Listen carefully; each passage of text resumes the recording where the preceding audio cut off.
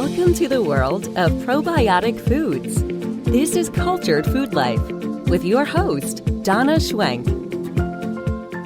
Welcome, everybody. Thanks for joining me this week. And we're going to be talk about one of the most common questions I get asked, and that is, what kind of milk do I use to make kefir? And there are so many different ways you can make kefir, and different types of milk, be it non-dairy, regular milk, pasteurized, non-homogenized, homogenized, goat's milk kefir. There's just so many things, but there's so many things to understand about it that will really help you to make really good kefir. And things like, what do pasteurization and homogenization do to the milk? Like, if you ever wanted to know what that is, I'm going to explain that to you. And also why we don't recommend organic milk to make kefir. And that's a really big question that I get asked a lot. And I'm going to explain it to you so you understand what's happening. It's not that I'm against organic milk, but we're going to get into why it doesn't work very well to make kefir. And then I've also got things about how you can culture cream, make kefir butter, make kefir sour cream, and also all the details on non-dairy milk to make kefir, and raw milk. Raw milk is great, makes a great kefir too. But I want to go into great detail on it, so stay with me because you're going to learn a lot. So first of all, kefir, when kefir grains or a kefir powder culture is placed into milk, it becomes an entirely different food. In the process of fermentation, you're adding enzymes, vitamins, and they will become present in the milk that otherwise weren't there before you made it into kefir. And the milk sugars, or the lactose, are consumed in the process of making kefir, which makes it 99.9% lactose free. And that's less than like 1% sugar. And the sour taste you get from kefir and yogurts and things like that is the fact that the milk sugars are gone. They've been eaten by the microbes as a food source, and which makes the milk sour and tart. And then the lactose is gone from the milk. Now, the fermentation process changes the milk in so many wonderful ways, and it even has anti-tumor effects. I have a study on here, and I'll link the article below. And what they found in this study was that kefir extracts contain constituents that specifically inhibit the growth of human breast cancer, which might eventually be useful in the prevention and treatment of breast cancer. And there is nothing that has been more life-changing for me than drinking kefir every day. The more you understand about it and the more you learn about it, the better your kefir will be, and it will be worth the small efforts of understanding how milk and kefir work. It has made all the difference for me. So we're going to talk about all these different ways to make kefir. So the first one we're going to talk about is the most common one, which is pasteurized and homogenized milk. This is the one that's the most common type of milk that's used to make kefir. And actually, it's the one I use the most often, although I love raw milk kefir too, and goat milk kefir too. This regular pasteurized milk, which is high temperature, short time. When you pasteurize milk, it's called HTST, which is high temperature, short time. It makes great kefir and is very affordable. But let me explain more about how milk is pasteurized and how milk is homogenized, and then what happens when you ferment it. Now, I prefer raw milk that is not homogenized and is not pasteurized. But when I make kefir, I'm going to explain why there's a difference between the two. They both make great kefir, but there's a little bit of things that you might want to know about it. So I make both of those types of kefir, but this one is the one that I make the most because it's easy and accessible. So here we go. Pasteurization. In most milk processing plants, chilled raw milk is heated by passing it between heated stainless steel plates until it reaches 161 Fahrenheit. And then it's held at that temperature for 15 seconds before it's quickly cooled down to its original temperature of 39 degrees. With kefir fermentation, you're adding back the enzymes, vitamins, and tons of probiotics that pasteurization kills. It changes the milk by adding all of those things back into it. Raw milk already has that in it. But since it already has the enzymes and the vitamins, but since adding enzymes and vitamins are still present in the raw milk and in kefir, it changes the way the kefir ferments, we're going to get into that. Okay, so homogenization. Homogenization is a process that gives milk its smooth texture. Milk that has not been homogenized contains a layer of cream that rises to the top of the jar. The homogenization process involves reducing the size of the fat globules when the cream rises to the top of the glass or bottle. It minimizes those globules into minuscule portions that are dispersed evenly throughout the milk. And this is usually achieved by pumping milk through small openings under very high pressure. And you can find pasteurized milk that has not been homogenized. Raw milk is naturally not homogenized. But one thing to note, the cream, when it's fermented into kefir, gets a really strong yeasty taste because there's not much sugar in it. And I don't like that taste, so I always remove the cream before I make kefir from any kind of milk that's not homogenized, because I don't like the taste. So that homogenization is just making the milk uniform so the cream doesn't rise to the top. Now, whole fat-reduced and non-milk kefir, when the milk comes out of the cow, it's about 3.25% fat. In other words, it's basically whole milk. Now, here's the breakdown of fat milk. Whole milk has 3.5% butter fat. 2% milk has 2% butter fat, and 1% milk has 1% butter fat, and skim milk has 0.5% butter fats. And half is a combination of half whole milk, half light cream, and that's at about 12% butter fat. So whole milk and half make the thickest kefir. But actually, lower fat milks and non-fat milks do make a thick curd too. It does make the kefir. It's just a little bit thinner, but it still makes a nice curd. So all these choices make thick kefir as long as you don't over-ferment it, and then it goes to curds and whey. And that will happen with any type of milk you use, whether it's whole milk or non-fat milk. So it's not just because your milk is thinner, it's just because you over-fermented it. Okay, now here I want to talk to you about organic milk. Most of the time, organic milk that you purchase from the store is ultra-pasteurized. Even if it doesn't say ultra-pasteurized, it seems almost all of them, although I hope that's changing. I'm seeing a few of them change, but almost all of them are ultra-pasteurized. And the problem is that ultra-pasteurized milk is heated at a very high temperature longer than regular milk. It's basically cooking the milk. So it causes a lot of problems when making kefir, and it also causes problems with digestion. So if it's not ultra pasteurized and it's organic milk, it's great to make kefir with. It's fine. You won't have any problems. Okay, but let me explain to you what happens when you put your milk at an ultra high temperature. So what they do is they take milk that is rapidly heated to 280 Fahrenheit degrees, and it's held there for 2 to 3 seconds. And when you rapidly heat milk, it denatures the proteins and makes them very hard to digest. And denaturization involves the breaking of the weak linkages or bonds within a protein molecule that is responsible for the highly ordered structure of protein in its natural state. So what does this mean?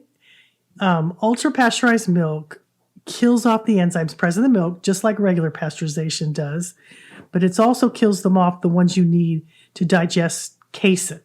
Now, we get a lot of questions about casein. People have problems with casein and lactose.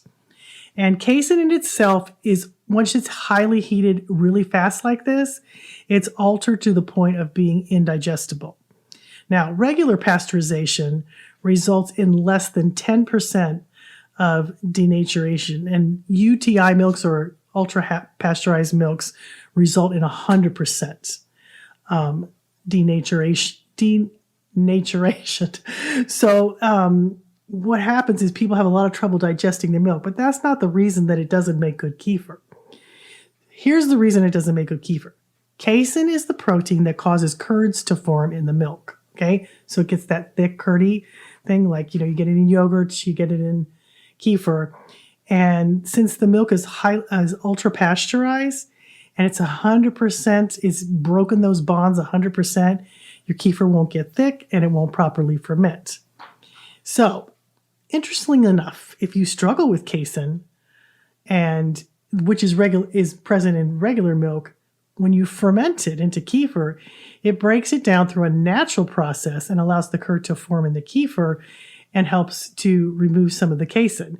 Now, if there's any casein in the kefir whey, if you're making like kefir sodas, and you're separating you're making your kefir into cheese, and you're getting a lot of whey. There would be almost no casein in the whey part because all the casein's going to be in the part that forms the curd or the cheese. So when you're making kefir cheese and you want to remove some of the casein, the kefir cheese part's going to have the casein in it, but the longer you ferment it in the fridge, it's going to break down that casein. And so then if you have trouble with casein, you're going to actually do so much better because it is fermented.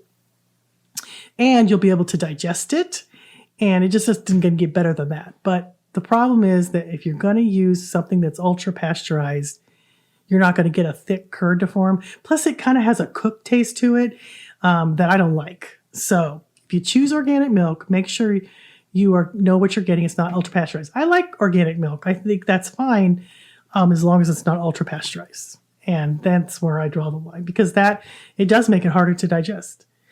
And it just cooks the milk at such a high heat that the milk is basically dead because it can't even form into curds and whey. So, okay, now let's go to raw milk.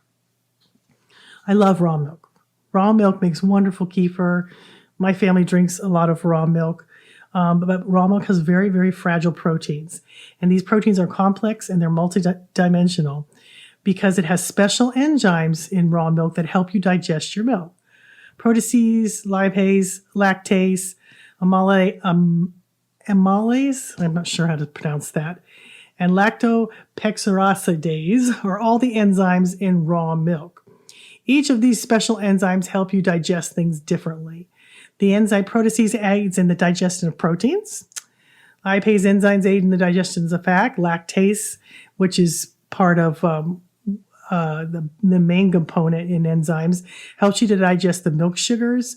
And then there's a special enzyme in raw milk that is effective against antimicrobial agents, and it's used as an antibacterial agent that's naturally occurring in raw milk to reduce the bacterial content, the microflora that's in raw milk naturally, because raw milk has its own good bacteria in it.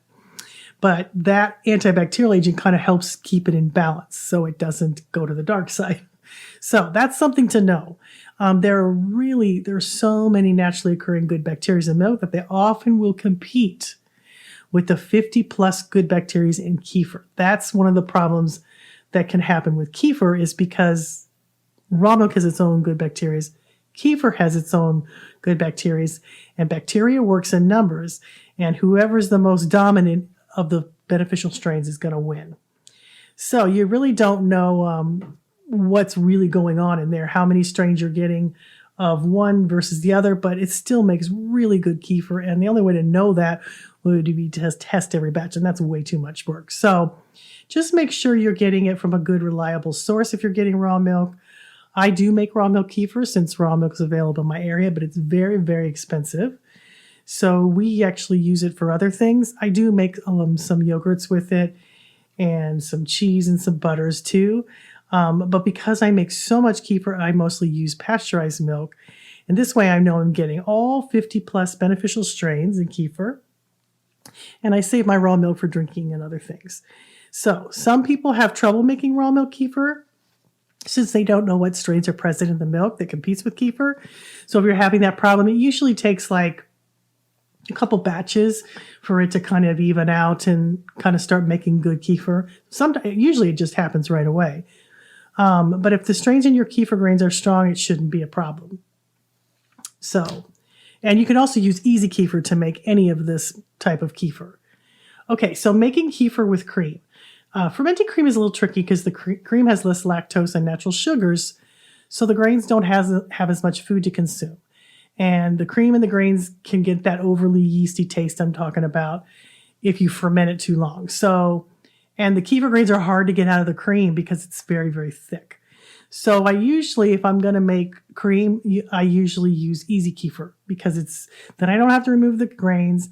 It works better. I can control it better because I'm not just stirring and stirring trying to get my grains out. You can make it with grains. It's just more of a pain to get the grains out. And easy kefir works better for me. And easy kefir is made from kefir grains. It's just gone into a powder form. It also will make great sour cream and butter, and you don't have to strain it. And I have the recipes on the link in the description below if you want to get on how to make kefir sour cream or kefir butter. Okay, now let's talk about another one of my favorite ways to make kefir is goat milk kefir. It was one of the very first kefirs I fed to my infant daughter many years ago, and she thrived on it. I used raw goat's milk to make her kefir, and boy, she loved it. She had it all day long. She loved it. And you can also use pasteurized goat milk to make good goat milk kefir too. But once again, so let me explain this to you. So goat's milk has different proteins than regular milk. So you don't get thick kefir from goat's milk. You get creamy kefir because there's not very much casein in it. So the protein that's in most cow's milk is alpha-1 casein, and many individuals are very allergic to that. But not all cows produce this A1 casein, and so the milk from A2 cows produces none of the inflammatory effects that A1 casein does. So goat's milk, I know that's confusing. You can buy A2 milk, that's cow's milk, but goat's milk is primarily already A2, which doesn't have that problem with casein. And it's actually the closest to human breast milk is goat's milk. And it stays creamy. It's not going to get thick like regular kefir does. And that's because of the types of protein in goat's kefir and the casein. So it still is super creamy and really good, but it just doesn't get thick. So people have less problems if they're allergic to casein and they want goat's milk kefir or goat's milk. Goat's milk also has prebiotics in it. Oleosaccharides are prebiotics found in foods and in mother's milk, and these are really important. As infants, we can't consume this prebiotic, but our microbes can. And I love it that mother's milk nourishes our microbes, which is an important portion of our anatomy. They are thought to be 4 to 5 times more oleosaccharides in goat's milk compared to cow's milk. Goat's milk is much easier to digest. It contains less casein than cow's milk, and the fat molecules are smaller, making it also easier to digest because the fat molecules are smaller. So when you ferment or add in an acidic substance like lemon juice or vinegar to make cheese, this increases acidity and causes the milk proteins to tangle into solid masses or curds, and this is how you form cheese in milk. And only 2% of goat milk kefir is curd, compared to 10% in cow's milk kefir. So that's why the goat kefir stays creamy and doesn't get thick. Goat's milk is also lower in lactose than cow's milk, but either way, when you make it into kefir, it both becomes 99.9% lactose free. And so the microbes eat the milk sugars, leaving a tart taste.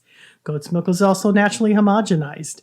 And, it simply means to uniform in inconsistency. So it's making everything uniform naturally. Cow's milk will separate into cream at the top and milk at the bottom. But when it's homogenized, those fat droplets are emulsified and the cream does not separate.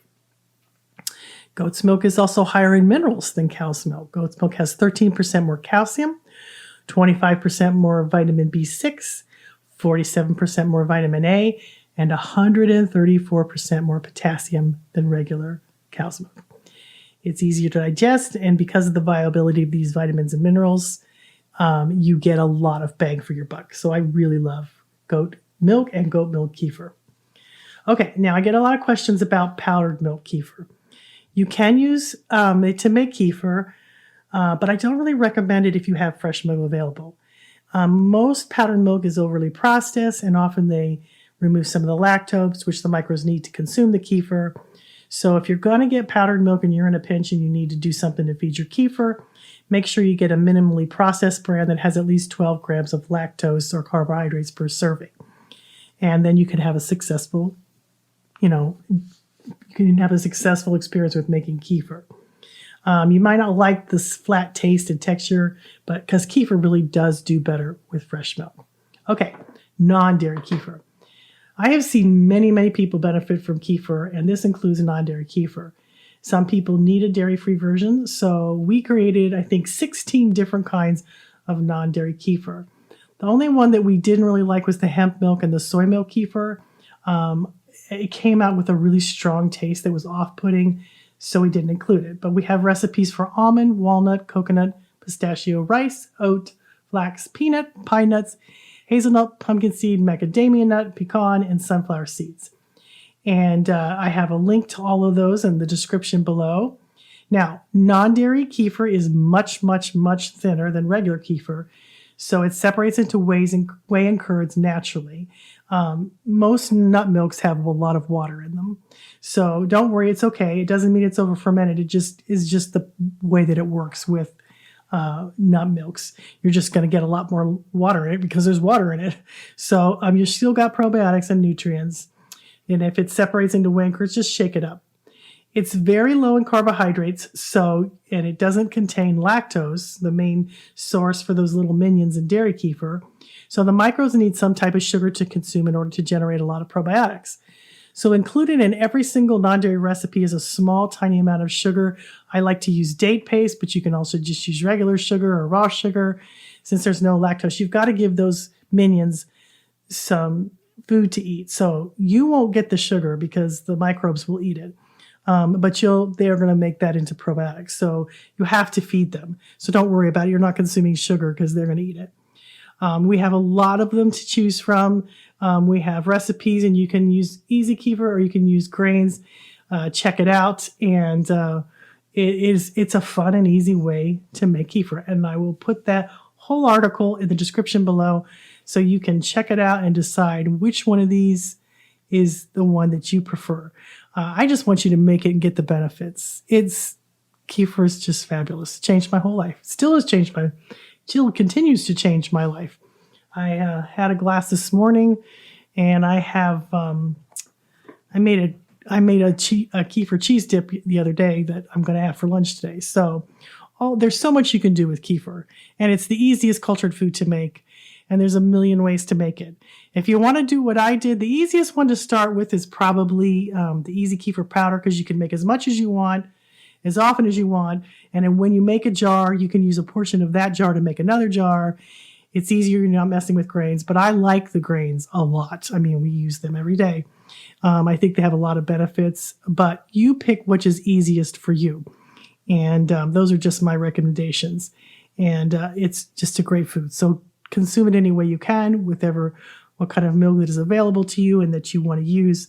And I hope this helps. And there's a lot of information here. So I'm going to link the article so you can read it. And it's sectioned off into sections so you can just go to the section you want to read. I try to do that with all my blogs and articles, put them into little boxes so you can just kind of scroll and see what you want to read about instead of having to read the whole article, because that drives me crazy on websites. So I've sectioned it off. So if you just want to go to this section where it's, got raw milk, or it's got goat's milk, or it's got pasteurized milk, or whatever, you'll see those sections, and it's easy for you to get the information. So thanks for listening, guys, and I hope this helps. This is a big question I get all the time, and I hope you understand a little bit more about how milk is pasteurized, homogenized, and what raw milk does, and organic milk, and all those things do to kind of make it easier for you to understand which milk would be best for you to make kefir with. I just want you to make it, and I hope that this will help. Have a great week, and we will see you next week.